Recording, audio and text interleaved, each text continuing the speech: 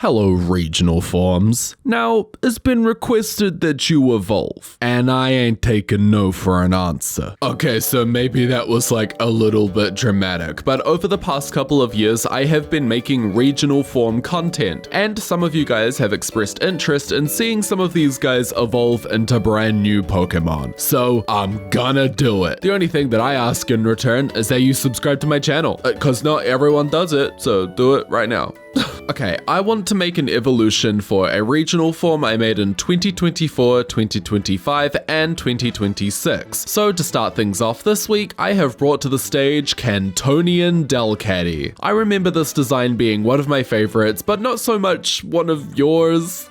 To be honest, I did make Cantonian Absol in that video, a dark ghost type that manifested itself into the actual games somehow. So, I think compared to that, Delcatty wasn't as impressive. When I look back at Skitty's line, I think of it as being life stages. Skitty is the kitten, the baby, the young whippersnapper of the line. Delcatty is grown up, She's a lot more poised and has a better handle of life than she used to. This new evolution is going to be the Elder Cat. My Cantonian forms are dark type and follow the same sort of design idea as another regional cat we know and maybe love. It's a cat that has become quite pompous and, for lack of a better term, darling. I started working on the head first, accentuating the ears to be very perked, almost as if to signal that it's high and mighty. Also, because it will be a more feeble design than Delcatty and generally just more fragile, I do want to make it look as though it's appearing to be much larger than it really is. The whiskers have also become beautifully combed and manicured, tufting in elegant curls near the ends. Its neck fur is now draping down its body like a big fluffy designer scarf. It is again curling at the sides, but almost in a way that makes it appear slightly disheveled. When cats are sick, they tend to stop grooming themselves, and thus their fur starts to look unkempt. But they are also very good at hiding this, so I'm sort of reflecting this trait in my Delcatty regional evolution. It's starting to look a little unkempt, but still displays the body language of a very well-rounded and confident archetype. She's got some boots, which is very quintessential darling, and for her posing, I've simply drawn her sitting down. She doesn't have the bones of her younger self, so she needs to rest. Her tail is incredibly thin, and while I did make it split at the end, this doesn't make it to the final design. Instead, I just have a long naked tail. For its colors, I have gone more in the direction of Cantonian Skitty with hints of Delcatty. I like to think that this kind of hones in on the cycle of life element and aging theme that I'm going for here. It probably could have been grey or faded, but I think the purple provides the opportunity for more contrast. Finally, I put a V on its fur, which stands for Vieja. Next, it's the big duck himself, Sinnoh Cramorant, which I know is not a duck, but let me have a bit of fun.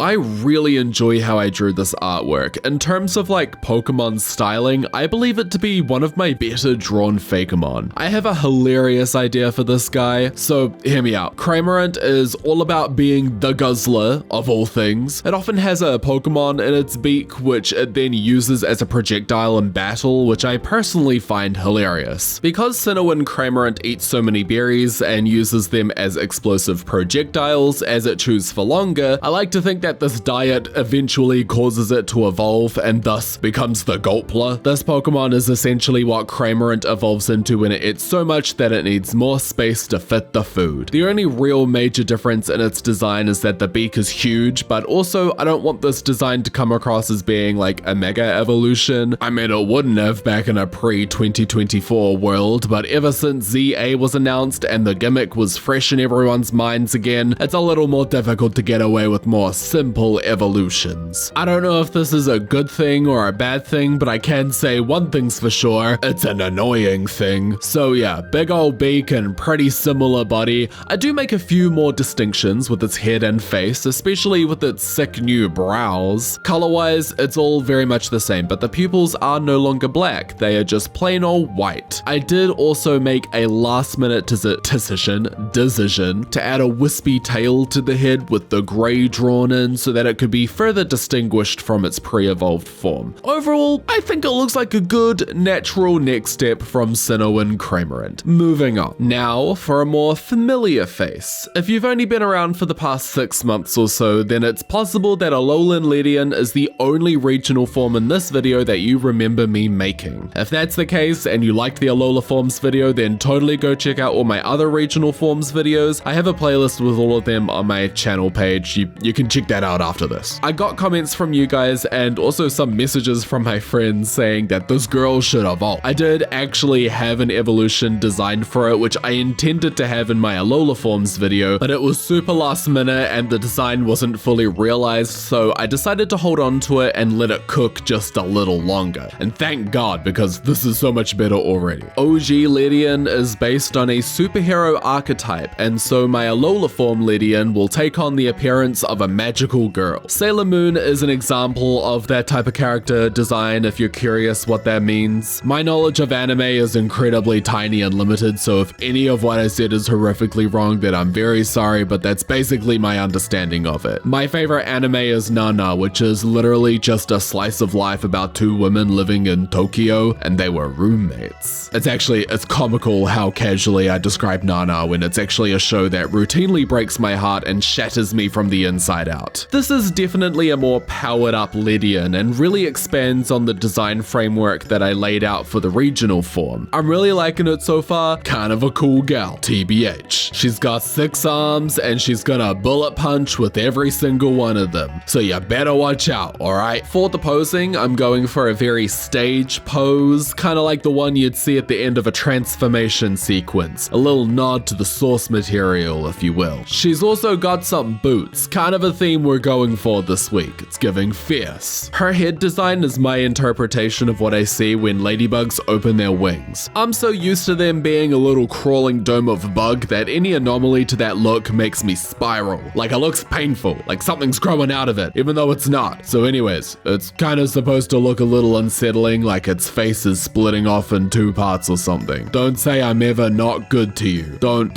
ever say I'm not good to you. I fucked that up. That's it, Kyepha, you're fired. I used Alolan Ledian's colors, but warmed up the pink a little and also changed the ratio of each color. This helps to balance out my new design, but also make it feel quite unique from Ledian, which I think needs to be done considering my Cramorant evolution rides it a little too close to being near identical. Although I do stand by that design, don't go into the comments saying you told me so.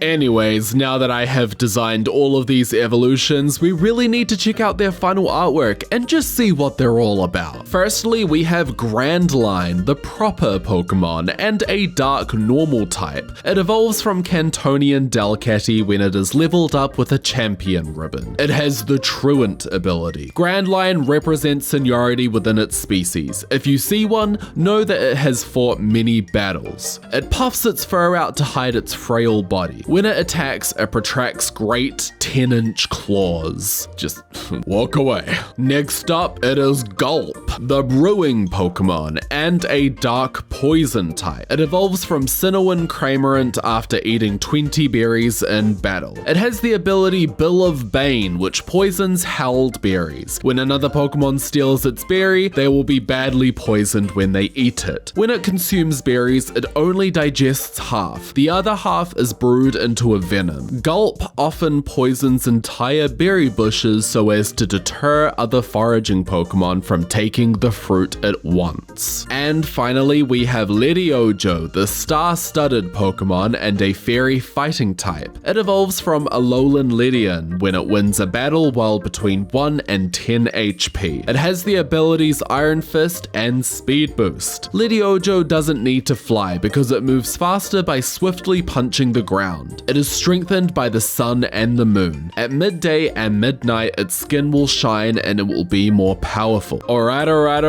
How did you like my evolutions? This might actually be the first time I've ever gone back and evolved Fakemon that I've drawn in previous videos, if memory serves me right. Please let me know in the comments if you like these evolutions, or let it be heard that you don't. I don't mind. Whatever your opinions are, let me know. Thank you so much for watching. Please make sure you subscribe to my channel. I put out new new videos every single Fakemon Friday or Saturday if you live on Mirage Island, just like me. And a region-sized shout out to the awesome channel members. Thank you all so much for your support. You have evolved my heart. Rightio, who's gonna be next?